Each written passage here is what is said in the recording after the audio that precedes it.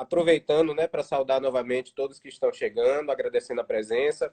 Agradeço em nome da Matra 5, né, em nome do nosso presidente Cecília, nossa diretora Silvia, a sua presença aqui, doutor Gerson. Eu sei, né, que da sua disponibilidade de tempo, o senhor está com várias atividades, mesmo assim, aceitou nosso convite para compartilhar conosco parte do seu conhecimento, né, que o senhor tem adquirido como um grande, além de advogado, né, um grande pesquisador do direito e especialmente no tema que a gente vai tratar esta noite, que é o tema do racismo estrutural e institucional e os reflexos desse racismo no mundo do trabalho. A doutora Nívia também chegando, nos saudando, boa noite. A Andréa, minha esposa, colega da magistratura também.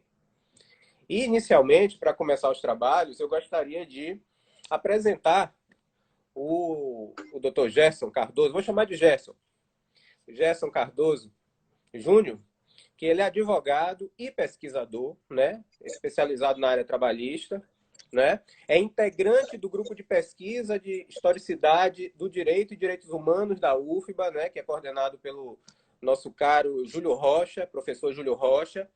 Também integra os grupos de estudo da Escola Judicial do Tribunal Regional do Trabalho da 5ª Região, com participações marcantes neste grupo, né? Sempre movimentando, propondo discussões, propondo reflexões, trazendo muito material, né? Autor de artigos jurídicos, e hoje vai discutir conosco essa questão tão cara para a sociedade e para todos nós que militamos nessa área, né, do trabalho. Gerson, o Instagram tem a limitação de 60 minutos, implacável. O Instagram é implacável. Certo. Então, nós vamos ter que ter muito cuidado com esses limites para que não soframos o peso da guilhotina do tempo. Bom, Beleza. mas eu gostaria de passar a palavra inicialmente para você fazer uma saudação inicial e eu em seguida retomo para a gente iniciar. Beleza. Boa noite a todos e a todas que estão nos assistindo. Eu gostaria de agradecer ao convite feito pela Matra através da figura de Guilherme, um ser humano fantástico, ser humano diferenciado realmente, magistrado também. E agradecer pela acessibilidade de trazer ao debate esse tema que é tão importante, que recentemente tem ganhado tanta repercussão. Infelizmente, eu faço até uma crítica em relação a isso. Precisou de um fato acontecendo nos Estados Unidos para a gente passar a discutir racismo no Brasil, sendo que nós, negros, há mais de 500 anos sofremos na pele todo esse efeito causado pelo racismo. Mas, antes tarde do que nunca, vamos discutir, vamos levar esse debate à sociedade. Nós vivemos numa sociedade realmente racista, sexista, classista, homofóbica, que todo esse cenário de exclusão é referendado por um Estado necropolítico. Então, a questão do debate racial é importante. Nós somos um país marcado pela uma escravidão em larga escala e temos que realmente difundir essa ideia, especialmente porque a população negra sofre na pele, no seu dia a dia, os efeitos negativos do racismo, inclusive impossibilitando a inserção dela na sociedade. Então, hoje, eu trago, através da minha fala, reflexões obtidas em grupos de estudos. Quero saudar Dr. Jefferson, que está aí, também os colegas do grupo, colegas de disciplina de raça, gênero e política afirmativa do PPGD. Quero também falar que a minha fala representa também muita influência das pessoas que eu tenho como referência, o professor Samuel Vida, o professor Júlio Rocha, o professor Felipe Estrela, a Alessandra Rapazzi, o pessoal da Comissão de Igualdade Racial da UFBA, da OAB. Então, vamos fazer realmente uma reflexão para perceber qual é o nosso papel na sociedade enquanto cidadão nessa luta antirracista, porque cada um tem dever e a sociedade realmente só vai ser transformada quando nós percebemos que tudo isso depende da ação conjunta da gente. Que maravilha, doutor Gerson. Já no espírito da live. Eu gostaria, antes de passar a introdução, de pontuar aqui, entre tantos amigos e pessoas queridas que estão entrando na nossa live, a presença da nossa presidente da Matra 5, Cissa Pontes, né? Os amigos Fabrício Magalhães, a Dilamar Cerqueira, a Kátia Virgínia, Ineuma, Janaína, entre tantos outros queridos que eu não vou conseguir nominar, né, de uma forma exaustiva, até porque nem sempre essa informação chega a gente que está aqui na live. Mas Para iniciar, Jéssica, eu vou fazer uma pequena reflexão e a partir daí eu vou fazer um questionamento inicial. Veja bem, o desemprego é considerado um dos fatores que mais contribui para a exclusão e marginalização das pessoas no Brasil, certo? Ele alcança boa parte dos 54% da população brasileira formados por negros, sejam homens ou mulheres. Em agosto, uma pesquisa recente do IBGE indica que a diferença da desocupação entre negros e brancos chegou a uma taxa recorde nesse segundo semestre, 71%. Em menos de uma semana,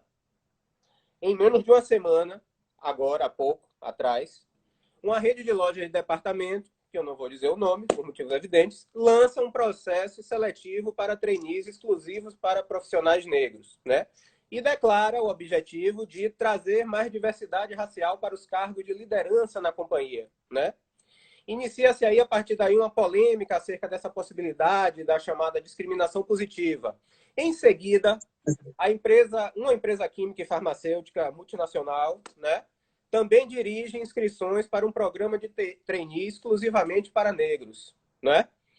E, finalmente, o último evento dessa trilogia, digamos assim, vem do CNJ, né? O CNJ, na última sessão do Pleno, por unanimidade, edita uma resolução a partir da qual os processos seletivos para estágio nos órgãos do Poder Judiciário deverão reservar, no mínimo, 30% das vagas para negros, né?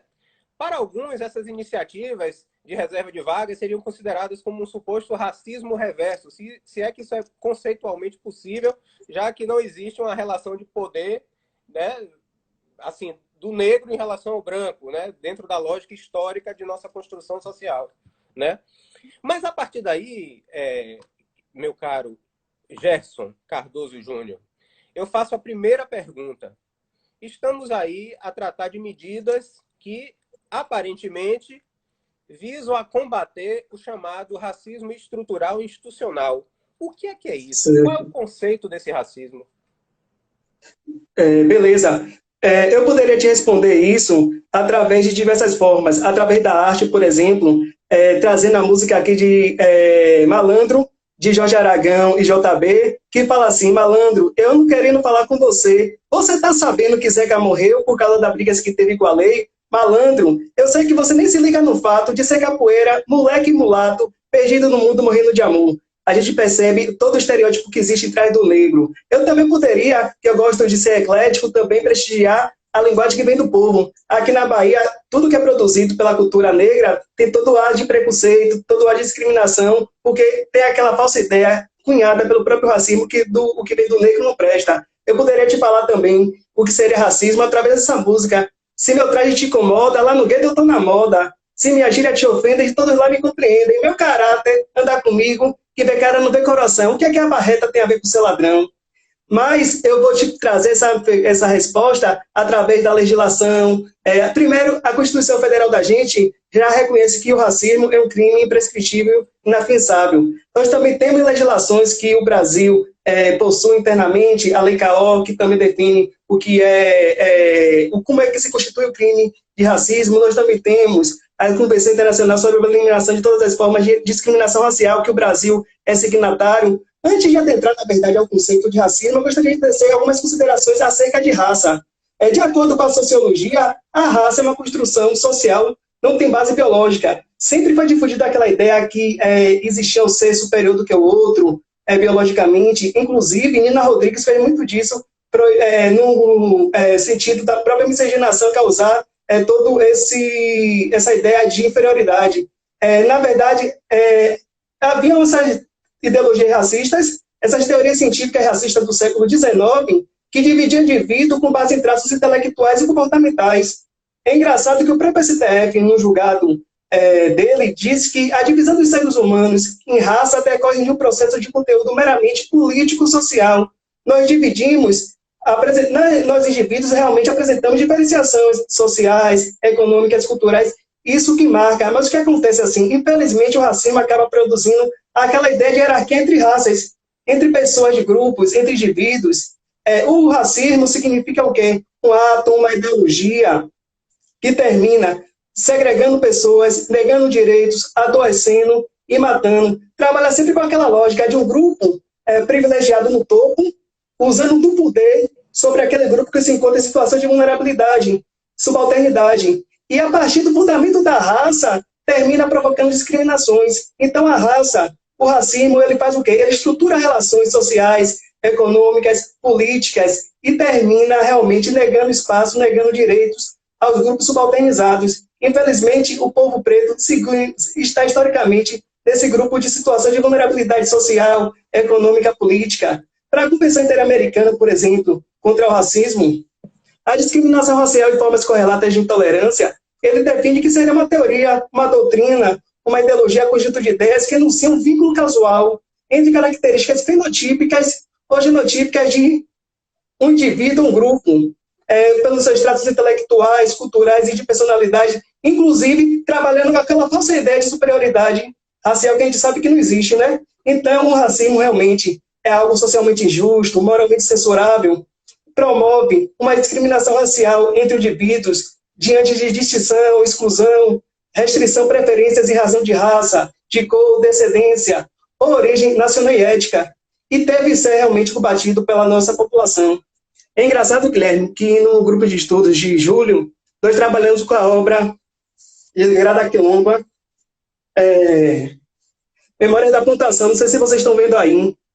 Tem um capítulo que ela fala de forma tão delinear como é que o racismo se opera. Ela faz uma comparação como se fosse uma cena de teatro. Existe a figura do ofendido, que é vítima do próprio ato de racismo, do ofensor e da plateia. O que é a plateia? Seria a sociedade que fica silente diante do ato de racismo que termina acontecendo. Infelizmente, o racismo acontece, essa ideologia que segrega, que mata, que nega direitos de forma sutil. A brasileira, muitas vezes, fica se sofisticando com a própria transformação da sociedade e termina adoecendo.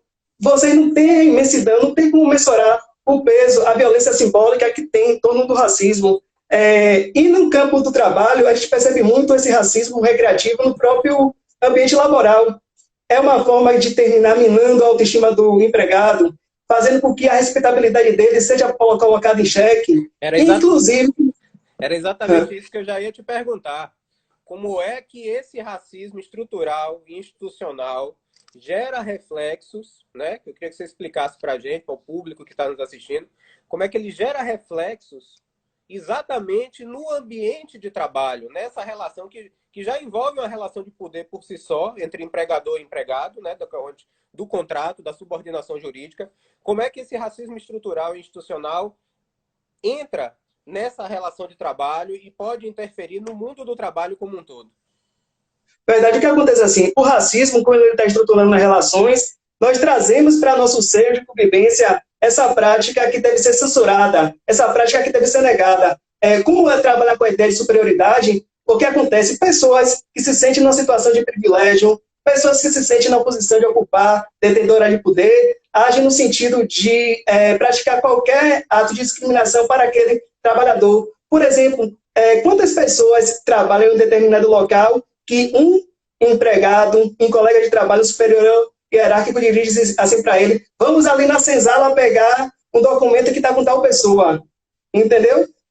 Você percebe também a da adjetivação. Quantas pessoas terminam sendo adjetivadas de forma discriminatória, por exemplo, quanto à origem, ou baiano, justamente para taxar como preguiçoso. Enfim, depende muito da dinâmica daquele espaço social para ele se operacionalizar. Mas ele se aproveita daquela situação de superatividade da pessoa, da situação de vulnerabilidade, especialmente por integrar um grupo econômico, um grupo racial, que historicamente é colocado em situação de subalternidade, é colocado em situação de vulnerabilidade. Então, num cenário desse, através da qual o privilégio da branquitude tenta manter todo o seu espaço, utiliza-se de práticas de piadas racistas no sentido de colocar em xeque a respeitabilidade daquele indivíduo, daquele trabalhador. E na prática ele vai fazer o quê? Vai, a cada tempo que passa, adoecer, a autoestima dele ser minada, inclusive possibilitando muitas vezes, forçando a ele pedir para sair do emprego.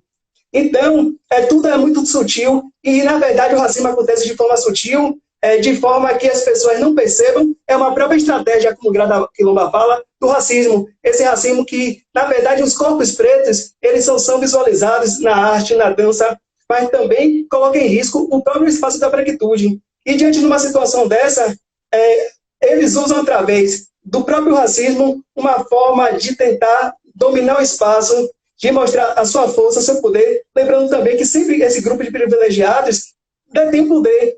Mas foi engraçado que recentemente eu vi uma live que um expositor disse assim: na Justiça do Trabalho é difícil você comprovar um ato de racismo que foi gerado a partir de um assédio moral.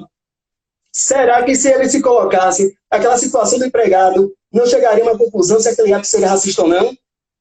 Se a gente pensar historicamente, quem é a figura do empregador?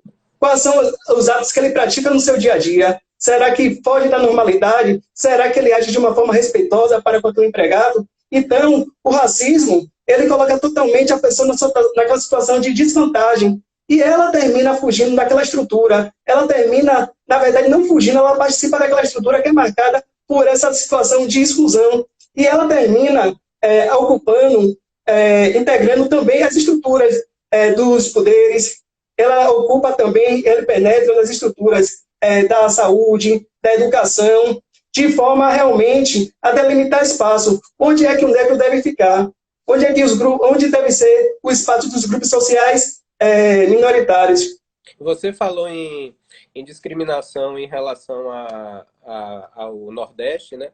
E eu me recordo de uma certa época, eu já trabalhei em outro estado, em Minas Gerais, né, especificamente, e lá eu trabalhei por cerca de um ano e fiz amizades lá, dentro e fora da magistratura nesse período, né?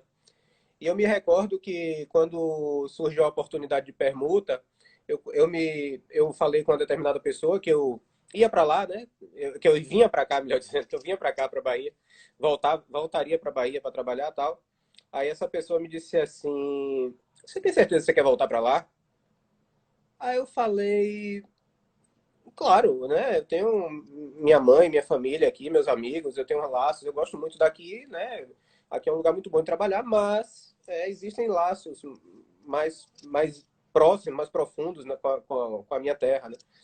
E aí ele disse assim: porque você sabe como é, né? Lá o pessoal não gosta muito de trabalhar, não sei se você vai se adaptar bem a isso. Aí eu falei: meu amigo, O isso estigma aí que não tem tem em nada a torno, né? ver com... Você está redondamente enganado sobre isso. Mas foi Você experiência percebe também, né? assim, é verdade. É uma forma de materialização do racismo que acontece. Como a nossa sociedade foi de base escravocrata, nosso processo de colonização foi muito marcado, a agenda prioritária do nosso debate termina sendo realmente o racismo por conta da cor da pele. Mas se você for analisar, por exemplo, assim, foi um dos livros que a gente até estudou no grupo de estudos da EJUD, Discriminação Necropolítica de Achille Mbembe, quando ele se apoia em Foucault para trazer a ideia de biopoder, ele mostra que, na verdade, todos os problemas do mundo passaram a existir a partir do momento que você começou a hierarquizar relações e categorizar pessoas. Quando você começa a trabalhar com essa ideia de poder, de forte sobre o fraco, de dominante sobre dominado, as coisas começam a ter toda essa conotação de exclusão e de violação. E nesse sentido, nesse critério todo, a própria classe trabalhadora é colocada nessa mesma posição de inferioridade. Ele iguala a própria questão da própria natureza.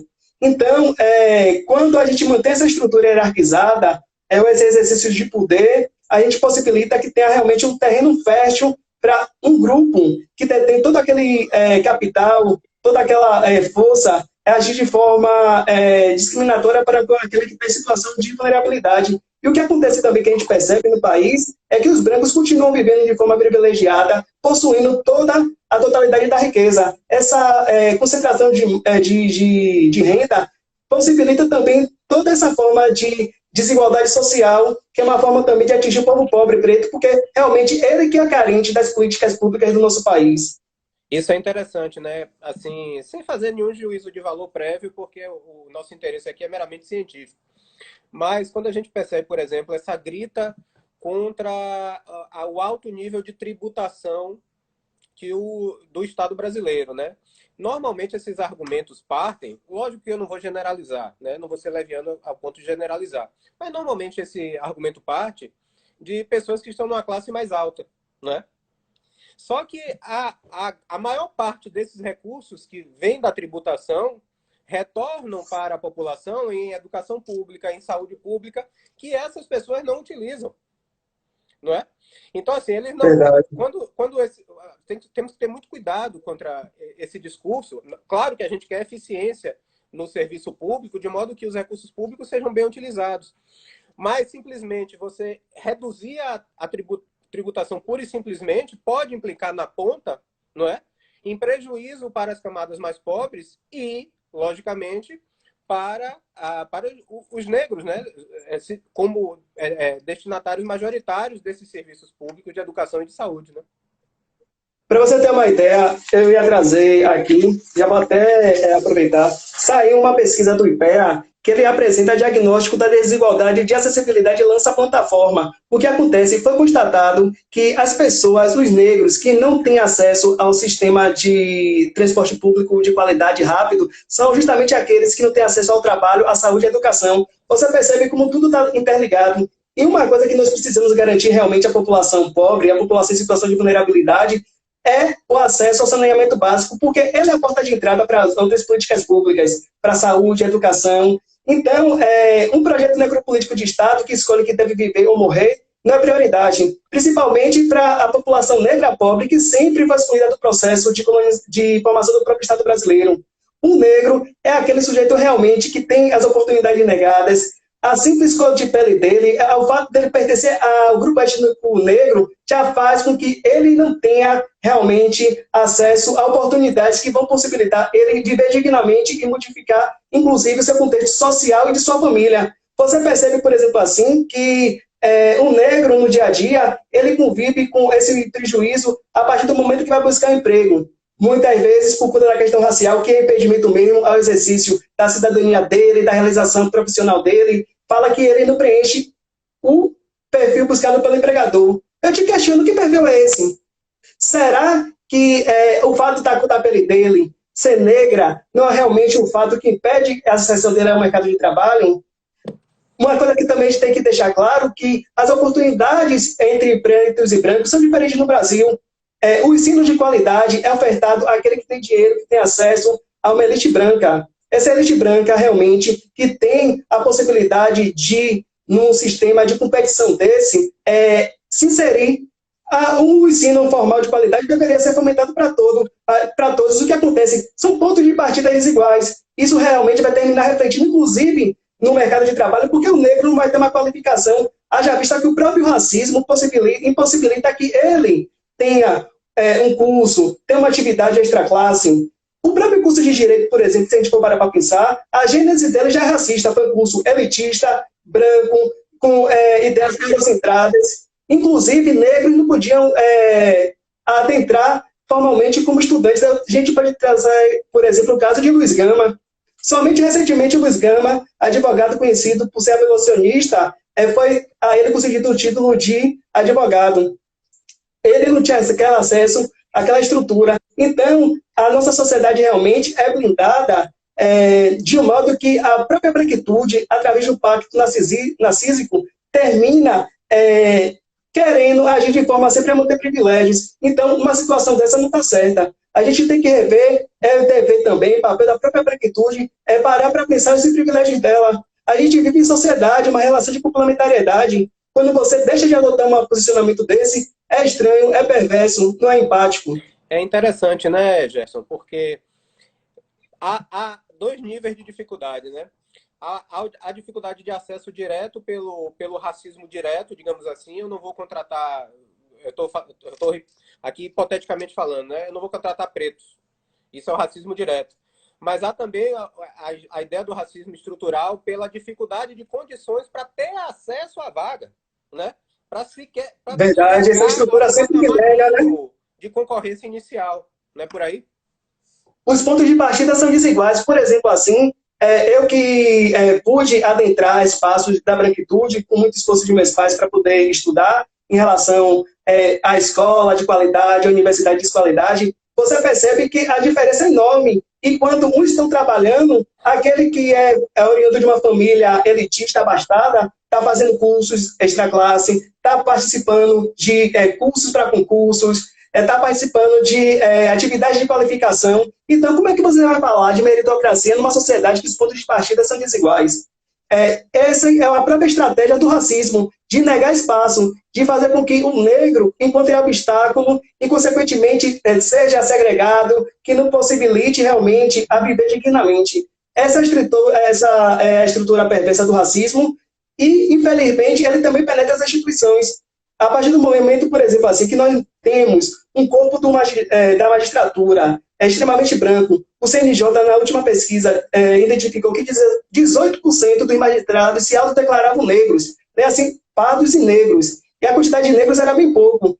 A gente não tem um tribunal diverso, um poder diverso, e, consequentemente, isso vai também reproduzir nos pronunciamentos judiciais que eles vão proferir ao longo da atividade judicante. Então, a gente realmente tem que fomentar uma diversidade maior.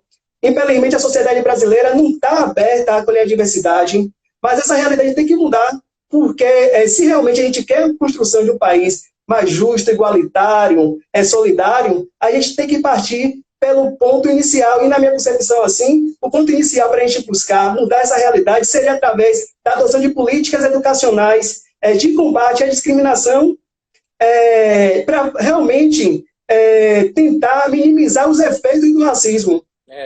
Só se pode falar realmente em sentido puro num sistema meritocrático se você estabelece pontos de partida iguais para todos e igualdade de condições de sustentar a concorrência ao longo do percurso também, né? Do contrário, Verdade. É uma falácia, né? É uma falácia a discussão. Verdade. Aí você vai falar sobre meritocracia numa situação que realmente não tem uma igualdade fática. Aí fica difícil, fica pesado e, na verdade, termina virando uma utopia qualquer projeto de uma sociedade plural. Exatamente. Mas Gerson, avançando aqui no nosso programa, porque temos a limitação temporal do Instagram, como é que você enxerga a formação da identidade do negro numa sociedade que trabalha com essa perspectiva ainda de um racismo estrutural e institucional? Como é que fica a questão da identidade? Esse é um ponto, Guilherme, bastante importante e que a gente também deve demonstrar que o fato de você ser negro e ter uma condição social... Não sei se você está me ouvindo? Para mim, você está congelando a imagem. Está me ouvindo? Mostra o que acontece assim. Nós negros estamos... Sim. Começou você a travar para mim. Pode continuar falando. Falar. Pode continuar falando, Gerson. Eu estou te ouvindo. O que acontece assim, o processo de construção da subjetividade negra é realmente atingida por todo esse cenário de exclusão. Por exemplo, diante de um ambiente que o negro é estereotipado como o infrator em potencial, a ele é associado todos os fatos negativos da sociedade, termina atingindo. Como ele vai falar em autoestima num ambiente desse, que ele é discriminado, ele é minado? Então, é difícil até mesmo esse reconhecimento enquanto negro. A gente pode citar, por exemplo, o caso de Neymar. Disse que recentemente, no passado, o Neymar falou que ele não se via como negro e alegou, na semana retrasada, que sofreu um ato de racismo dentro de campo. Mas a gente vai também pensar como é que a sociedade contribui também para que esse negro não se veja como negro. É a própria dinâmica, a gente imposto um padrão eurocentrado, um modelo eurocentrado destruindo toda a ideia de subjetividade e negritude que vem da gente. Isso também é referendado pelo próprio mito da democracia racial, que foi uma estratégia que foi utilizada realmente para falar que nós, no Brasil, vivíamos uma harmonia racial que, na verdade, na prática não acontece.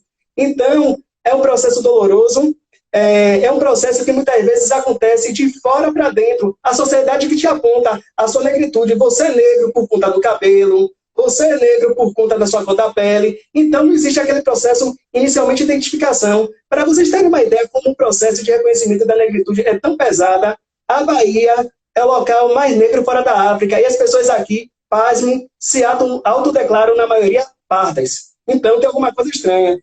Essa autodeclaração vai influenciar realmente na própria quesito de racismo do IBGE e, consequentemente, vai influenciar também nas políticas públicas. Se você não tem um grupo étnico identificado de forma precisa, aquele grupo não vai ter atenção devida.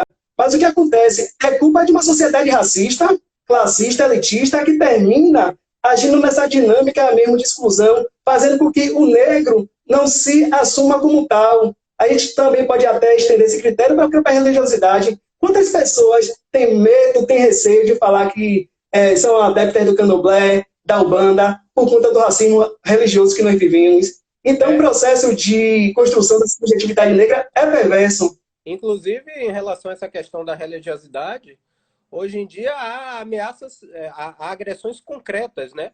A templos, a imagens, às próprias pessoas pelo exercício, né? do culto, né? É uma situação realmente muito complexa, Gerson. Verdade, complexa. Na verdade, até adiro ao entendimento da promotora Lívia Baez, no sentido de que a gente, na verdade, tem um ato de respeito religioso, porque a partir do momento que você diz que tolera, significa dizer que é o primeiro passo de que você não está respeitando.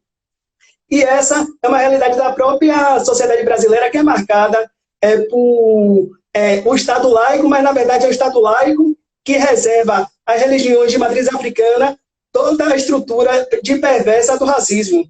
Então, falar sobre religiões de matriz africana é você assimilar que o que vem do negro não presta. E isso, essa ideia difundida, que é uma ideia que termina violando o direito à liberdade religiosa, de crença, termina fazendo parte da nossa realidade. Inclusive, se a gente for parar para pensar, o primeiro ato de intolerância religiosa, de que é o de respeito religioso vivenciado aqui no Brasil, aconteceu a partir do momento que o colonizador chegou aqui e quis impor aos índios a religião católica. É o ato de intolerância e de respeito ali presente, né? Exatamente. Você vê que essas questões deitam raízes na própria origem do povo brasileiro, né? Nosso projeto de nação, nosso projeto de povo, desde a origem, desconsiderou, apesar de uma profunda miscigenação da população, né? Pela tríplice negro escravizado, apesar de haver essa pluralidade de origem que poderia produzir um processo muito mais heterogêneo de multiculturalismo no Brasil, o que se viu em todo esse percurso foi um predomínio do padrão europeu sobre os outros dois, né? Sobre os demais. É muito complicado. É verdade, a gente tem todo esse modelo eurocentrado. A Constituição de 88 foi importante, haja vista que ela abre esse diálogo para a multiculturalidade e pluretnicidade, mas o que acontece? Os povos que continuam em situação de visibilidade histórica se mantêm. Nós podemos perceber isso na realidade vivenciada pelos povos e comunidades tradicionais. Quantos negros, quantos indígenas estão sendo vítimas, por exemplo, de ações necropolíticas no momento que a gente vive uma pandemia mundial? É aquela ideia que a gente não está no mesmo barco. As pessoas realmente que estão em situação de vulnerabilidade, os grupos sociais minoritários, são aqueles que sofrem mais as consequências de toda essa falta de reconhecimento, de garantia de direito pelo Estado.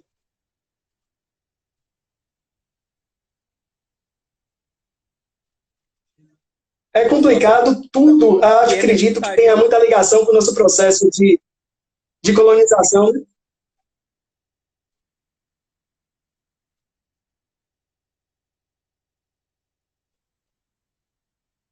Você está congelando a imagem para mim, mas está me ouvindo? Estou te ouvindo perfeitamente. Estou te ouvindo perfeitamente.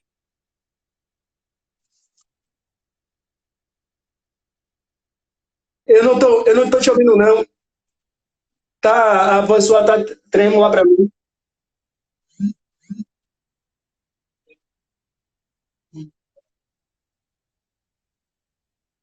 Eu não tô te ouvindo.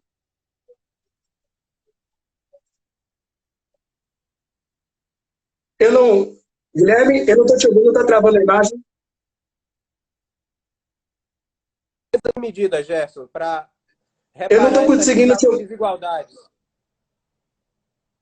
Eu só ouvi na parte final desigualdade. Quais as medidas? Tem como você repetir, por favor?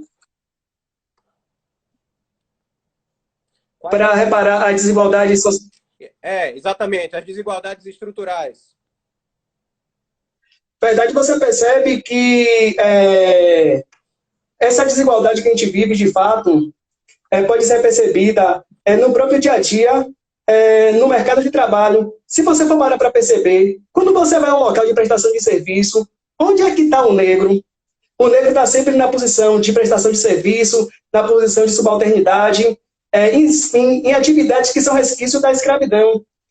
Você percebe que ao negro não é dada oportunidade igual ao branco. E tudo isso decorre do fato de a gente ter um mercado de trabalho que sofreu uma herança da escravidão. Para eu citar que essa ideia de igualdade, de oportunidades, já é tão cara que o próprio Abdias Nascimento, em 1977, quando participou do Congresso, uma das orientações que ele deu para o governo brasileiro foi justamente observar a necessidade de implementar igualdades entre negros e pretos e brancos que não existiam essas ações. E, infelizmente, a gente percebe que na prática não acontece. O Brasil, em 2001, participou da Conferência de Durban, mas essa realidade não foi mudada de forma estrutural nem institucional. A gente não conseguiu superar o racismo. O que a gente percebe também é que o negro vem sendo vítima constante desse ato. E, em 2010, foi editado o Estatuto da Igualdade Racial. O Estatuto da Igualdade é uma medida extremamente importante, porque o que acontece? Ele prevê a necessidade de garantir à população negra a efetivação de igualdade de oportunidades, a defesa de direitos étnicos individuais, coletivos, difuso, o combate às discriminações e às demais formas de tolerância étnica. E um dos eixos do próprio Estatuto são as ações afirmativas. As ações afirmativas são programas, medidas especiais adotadas pelo Estado e pela iniciativa privada com o objetivo de realmente corrigir desigualdades raciais para a promoção de oportunidades iguais para todos. Se a gente for parar para pensar, nós vivemos um dano histórico continuado. Esse dano é continuado porque desde o período da colonização que o negro vem sofrendo com a violação de direitos. As medidas afirmativas, as ações afirmativas são importantes. O STF, por 2 vezes, já teve a oportunidade de se manifestar sobre elas, através da DPF 186 e também do recurso extraordinário com repercussão geral 59 e 7285, e ele reconheceu a necessidade de manter essas medidas, haja vista que promove a dignidade da pessoa humana. Ela, na verdade, termina materializando os próprios objetivos da República Federativa quando ele elenca no artigo 3º da Constituição. E, realmente, nós precisamos adotar essas medidas como forma de diminuir os danos que provocam para a inserção da população negra. Nem de tudo também a gente pode falar que não existe motivo para comemorar. O IPEA, por exemplo, em uma pesquisa realizada em junho de 2020, trouxe que a população negra conquista espaço no ensino superior. Consequentemente, essa medida vai terminar impactando na inserção dele no mercado de trabalho. Para vocês terem uma ideia, em 2009 para 2015, houve um aumento de 25%. Eles representavam, em 2001, 22%. Em 2015, já passaram para 44%. Então, mostra como é importante essa medida positiva, essa ação positiva para a inserção do negro na sociedade, que vai impactar também no mercado de trabalho, no acesso a bens e serviços, porque o que acontece assim? O racismo, ele provoca essa estratificação de classe social. Consequentemente, o negro não tem acesso aos serviços básicos, ele vai ficar naquela posição de trabalho subalternizado, explorado, precário, fomentando uma realidade de total exclusão.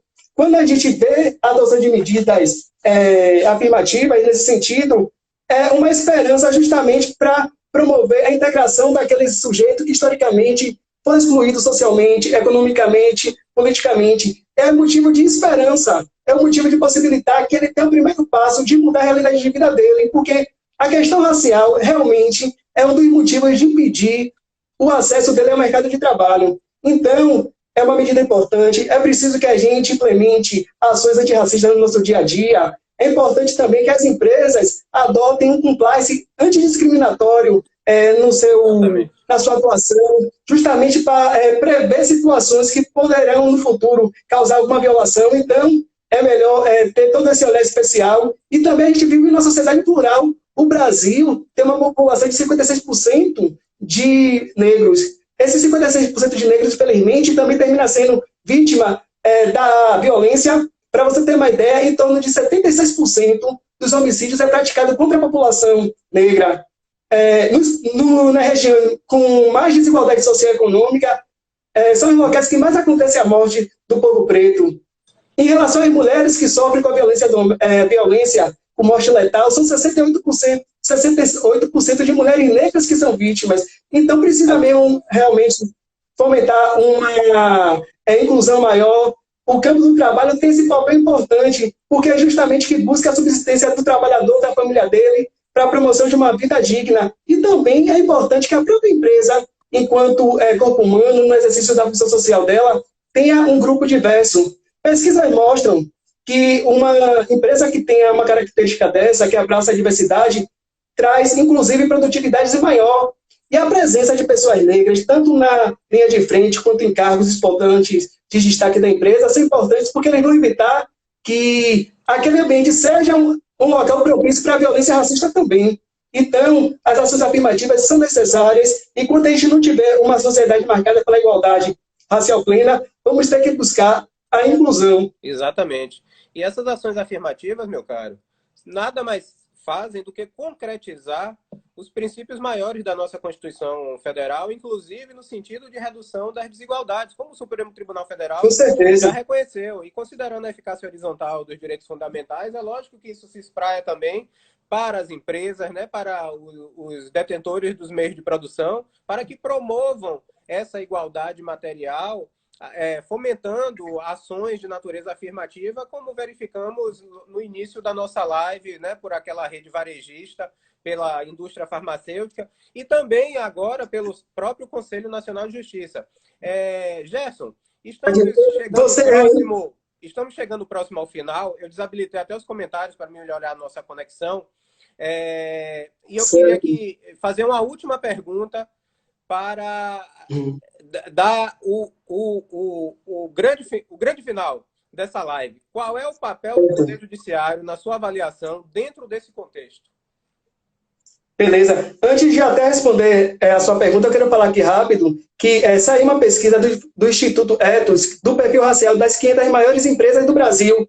Para você ter uma ideia, o Conselho de Administração, 95,1% é branco, o quadro executivo, 94,2% é branco, gerência, 90,1% é branco, supervisão, 72,2% é branco, quadro funcional, 62,8% é branco, trainees, 41,3% brancos, estagiários, 69% branco, aprendizes, 41,6% brancos. Ou seja, a gente percebe que sempre no cargo de destaque de direção das empresas é ocupado eminentemente por pessoas brancas.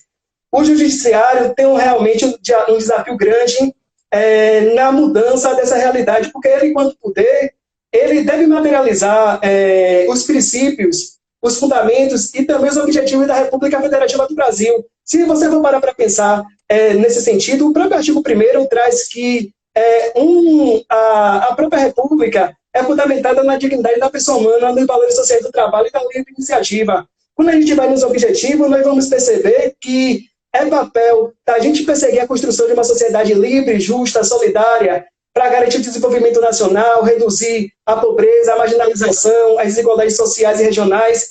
Enfim, nós percebemos que o Poder Judiciário, enquanto um dos espaços de poder da nossa sociedade, deve realmente atuar no sentido de garantir os direitos dos grupos sociais minoritários, incluindo os povos pretos. É importante uma adoção dessa medida. Eu acredito que isso deve ser realmente pensado, conectado com a nossa realidade social. A gente não pode adotar uma hermenêutica no sentido de desconsiderar que no Estado neoliberal as pessoas não são tratadas, não têm os mesmos direitos na prática. Então, temos que pensar que há uma realidade social distinta, há uma realidade social diferente, e na hora de exercer essa hermenêutica, é papel do próprio magistrado, no exercício da sua função social, aplicar o direito no sentido de conectar-se à realidade. Qual seria a proposta de mudar essa estruturação? Seria realmente adotar uma hermenêutica negra, como bem sustenta o professor Adilson José Moreira na obra Pensando como Negro, que refere-se a levar, na área da aplicação do princípio da igualdade, justamente o debate da questão racial.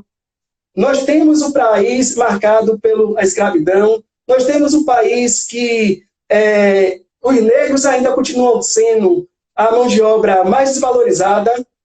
Nós temos que observar tudo isso na hora de apreciar um caso concreto. Significa dizer segurança jurídica? Na minha opinião, não. Na minha opinião, significa você realmente aplicar o direito de acordo com a realidade social. O direito não pode ser um instrumento de opressão para as classes sociais minoritárias. Então, é uma proposta justamente que eu penso, é você levar o debate da questão racial para a área do direito, para a hermenêutica. Eu também já penso, já venho amadurecendo essa ideia, que a gente precisa falar também de um direito material do trabalho racializado considerando realmente a situação de exclusão do negro desde o processo final da abolição formal. Por falar em abolição formal, dia 28, segunda-feira agora, nós vamos completar aniversário da Lei do Ventre Livre. Não sei se vocês se recordam da Lei do Ventre Livre, a pessoa que nascia sob a égide daquela lei já nascia livre. Mas o que acontece? O senhor tinha que cuidar da criança até ela completar 8 anos de idade. E depois de 8 anos de idade, o que ele fazia? Ele devolvia essa criança pelo Estado, recebia uma indenização, ou ficava por mais que ela completasse 21 anos, utilizando o serviço de trabalho dela. Pare para atenção quanto isso foi excludente para a exceção desse negro no mercado de trabalho. Eu acho que uma situação que retrata muito bem a questão do próprio racismo estrutural, a questão da negação de direitos à comunidade negra, é a música de Lazo, 14 de maio, porque o que acontece? Houve uma abolição formal e, na prática, a gente sabe que o negro continua hoje vivenciando atividades que são resquícios da escravidão. O que é o trabalho do lar? Como diz Lélé Gonzalez, é uma cama permitida.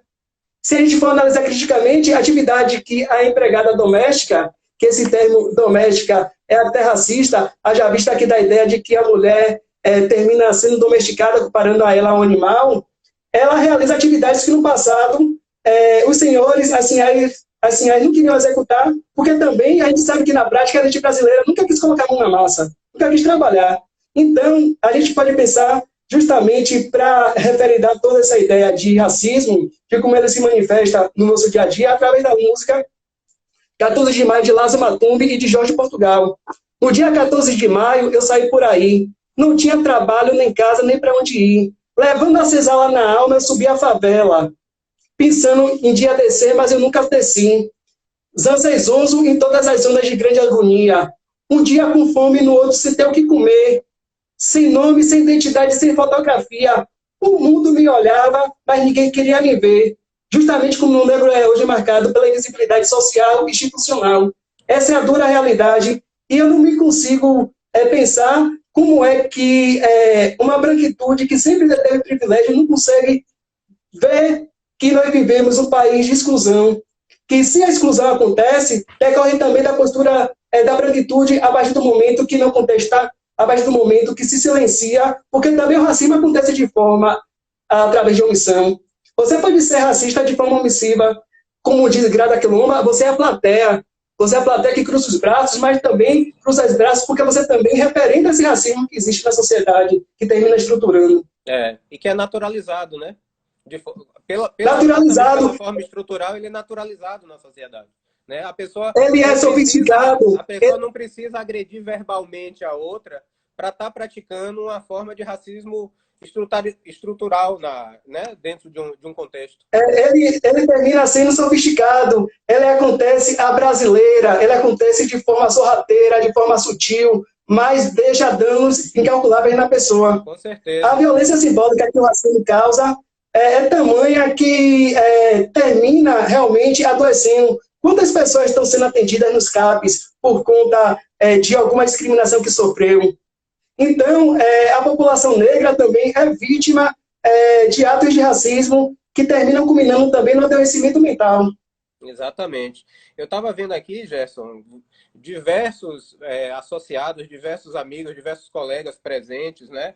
Eu poderia citar aqui, eu sei que vou cometer omissões, mas Manuela Hermes, Gilvan, Agenor, Dilza Crispina, Eloína, Silvia Isabelle, diretora da EJUD, Adriana Manta, Godofredo, Léa, Carla Cunha, Andréa Trócoli, nossos colegas do Rio Grande do Sul, como o Rodrigo Trindade, de Santa Catarina, como Maria Beatriz, enfim, Lauro de Campos aqui também presente. A live está muito bem prestigiada com vários amigos, com várias pessoas bem atentas. Gostaria de destacar 2 comentários que eu vi aqui, sem prejuízo de outros tantos interessantes, que o nosso diretor Jefferson, ele lembrou um trecho de uma música executada por Elza Soares, uma música recente, que diz que a carne mais barata do mercado é a carne negra, né? E também um destaque... Verdade, o Atlas da Violência comprova, né? Exato. O Atlas da Violência comprova 75% das mortes violentas de homicídio no Brasil tem algo certo. O destinatário da bala é o povo preto. Exatamente. Um Não é comentário... destinatário de política pública, mas a bala alcança. Exatamente. Um comentário também aqui da nossa amiga Nívia. Ela destaca a obra Pensando como um Negro, do professor Adilson Moreira, que deveria ser lida por todos, né? Que é um exemplo de hermenêutica jurídica, né? Dentro desse... Falando da experiência dessa obra, eu tive a oportunidade de participar do programa Resenhas, assistindo nesse dia, e tinha uma psicóloga lá que trabalha com a população negra, que fez a indicação desse livro. Quando eu falei assim, ela indicou Adilson Moreira, Pensando como Negro. Que maravilha! É uma obra retratada pela gente, estudada no grupo de estudos da EJUD, que trabalha com discriminação. Eu quero deixar um beijo especial para todos os amigos que estão aí, pessoas queridas que contribuem cada dia mais com o meu pensamento, com minhas reflexões. Nós crescemos juntos, que o conhecimento é justamente essa troca, né? Essa troca positiva. Quero deixar também um beijo para a doutora Léa, que você citou aí. Eu fui estagiário de doutora Léa em 2018, quando ela estava já no processo 2008, desculpa, 2007, 2008, no processo de ir para o tribunal. São pessoas que me fazem crescer a cada dia e realmente me mostram que é possível a gente mudar a sociedade a partir do momento que a gente tem vontade e, acima de tudo, reconhece que as pessoas têm privilégios, que esses privilégios, quando acontecem, é estranho quando você só quer ter um mundo melhor para si. Então, eles são o meu farol, eles são meu crescimento diário, juntamente com todas as pessoas que estão nessa luta seguindo pela essa construção, pela esse combate, porque assim, Guilherme, muitas vezes a gente ouve falar em racismo é mimimi. Sabe por que é mimimi? Porque é uma dor que não tem em você. Então, se você se colocasse no lugar, você ia verificar que, poxa, é verdade, eu tenho que fazer alguma coisa para me diferenciar, para mudar essa realidade. E também é uma forma de você não agir com empatia. Você não coloca também no lugar do outro, você não vê também que há uma situação de alteridade diferente. A sua realidade econômica, social, não é a mesma do seu irmão. Entendeu? Então a gente precisa realmente parar para pensar o que, a gente, qual é o nosso papel. Aí você pode dizer assim, não, eu sou uma pessoa branca, não posso falar sobre racismo. Deve. Sabe por quê? Todo mundo tem lugar de fala. Você fala da sua localidade social, da sua experiência social. E você, enquanto branco, você pode falar assim, eu posso fazer o quê na minha atividade enquanto juiz, na posição de cidadão, para transformar essa realidade? Então, a luta contra o racismo é dever de todos nós. Quando você se omite, você também conivente com o racismo. Exatamente. Eu acho que você falou 3 coisas muito interessantes. Antes, eu gostaria de fazer só um reparo. Eu acho que a sua participação no grupo de estudos é uma via de mão dupla. Você disse que aprende conosco e nós também aprendemos muito com sua participação efetiva. Mas eu acho que você tocou em 3 pontos muito interessantes. Primeiro, é uma questão até socrática, né? Nós temos que admitir que nós não sabemos tanto, nós temos que estudar, que está sempre nos cercando do conhecimento, né? Aprofundando a discussão, porque é um tema muito complexo e requer realmente muito estudo para você compreender toda essa dinâmica, especialmente se você não está na pele de quem está sentindo a discriminação, né? Isso é fundamental, você se inserir nesse tipo de estudo. O segundo ponto que está relacionado a isso é o nosso dever de empatia com o outro. Isso em relação a qualquer situação e especialmente quando a gente trata de racismo. E também o nosso dever de participação efetiva na transformação dessa realidade. Na transformação dessa realidade. Pouco importa o nosso lugar. Se a gente quer uma mudança... Exatamente, nesse ponto. Mas, Gerson, dizem que tudo que é bom dura pouco e a nossa live está chegando ao fim, temos poucos minutos. Eu vou novamente agradecer a sua presença em nome da Matra 5, certo? Agradecer ao público, ao nosso auditório participativo, presente, bastante atuante. Peço perdão se omitir o nome de alguém que participou até agora, mas eu passo rapidamente a palavra para você, para sua despedida e suas considerações finais em alguns minutinhos e depois eu retomo para o encerramento definitivo.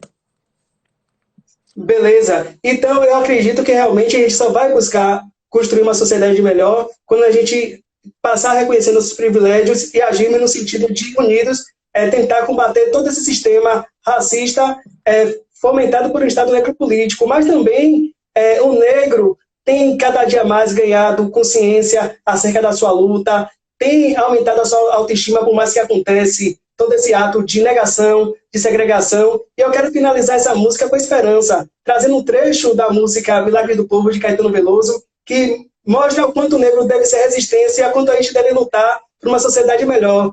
É no xarel que brilha a prata a luz do céu, e o povo negro entendeu que o grande vencedor se ergue além da dor. Tudo chegou sobrevivente no Brasil. Quem descobriu o Brasil? Foi o negro que viu a crueldade bem de frente e ainda produziu milagres de fé no extremo ocidente. Sejamos resistência e vamos lutar junto por uma sociedade melhor sempre. Aplausos, meu caro, aplausos, viu? Muito bem. Com isso, agradecendo novamente a presença do público e a sua presença, Gerson, e já dizendo que teremos outras oportunidades de nos encontrarmos, né? Pela Matra, pela Ejude, enfim, nossos caminhos voltarão a se cruzar. Eu dou por encerrada a nossa live. Boa noite a todos. Valeu. Obrigado você também, Guilherme. Até a próxima. Até a próxima.